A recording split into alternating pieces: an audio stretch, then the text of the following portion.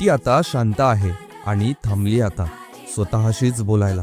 ती रडली नाही याचा अर्थ तिचं काहीच बिघडलं नाही असा नाही, तर आता अश्रूंची किंमत कळलीये तिला. ती मागे आलीये पण माघार घेतलेली नाही. तिला जिंकायचं आहे पण उगाच कोणाशीही नाही. ती आता गर्दीत हरवणारही नाही, कारण ती आता स्वतःशी मैत्री करत आहे. ती जास्त बोलतही नाही, कारण आता कृतीतच उत्तर आहे. ती अजूनही प्रेम करते, पण आता स्वतःवर जास्त.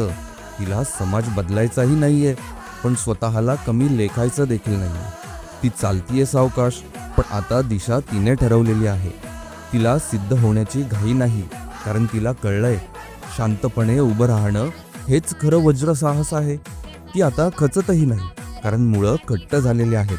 ती थांबलेली आहे, कारण आता थोडी विश्रांतीची गरज आहे. आणि जेव्हा ती पुन्हा चालेल, तेव्हा फक्त वाट नव्हे तर जग बदललेलं